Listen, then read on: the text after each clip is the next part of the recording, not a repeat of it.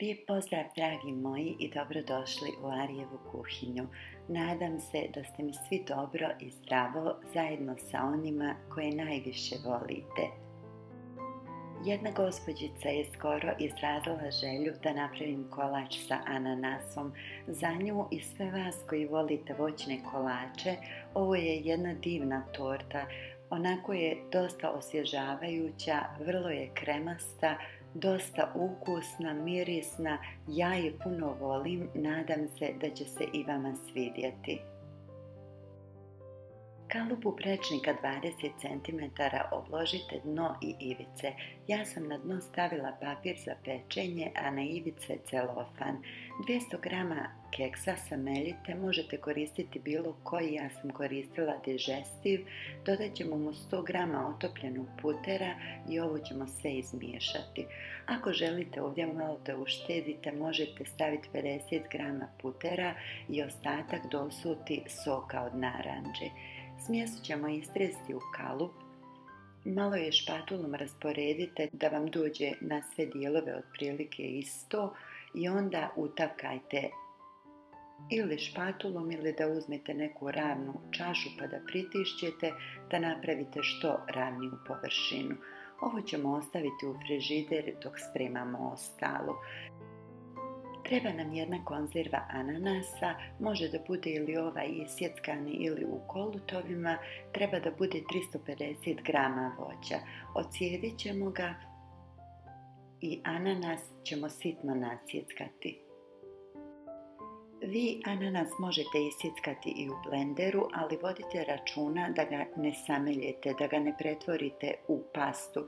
Ako bude previše samljeven, poslije će nam smjesa biti rijetka jer u ovom kolaču nema želatine, tako da vodite računa, sitno isjeckajte, ali nemojte pretjerati. Zato je možda bolje da radite sa nožem. Evo ovako to otprilike treba da izgleda.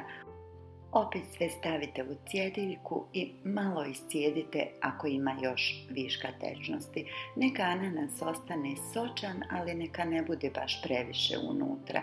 Stavite u zdjelicu i vidite ovako otprilike treba da to izgleda. Treba nam jedna konzerva slatkog kondenzovanog mlijeka. Ako nemate, možete otopiti 200 g bijele milka čokolade sa 150 ml vrhnja za kuhanje, ohladite i koristite umjesto mlijeka. U mlijeko ćemo dodati 50 ml soka od limuna. Ovo je konzerva od 395 g.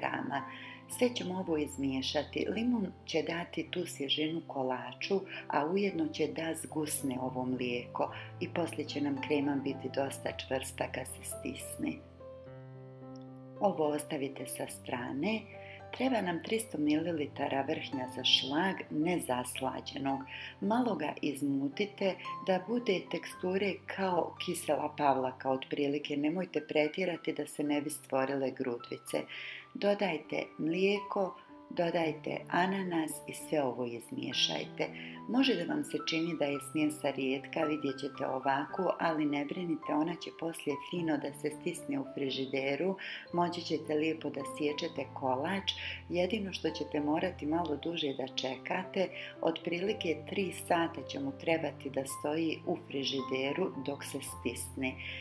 Samo još jednom da naglasim, znači vrhnje za šlag mora biti nezaslađeno.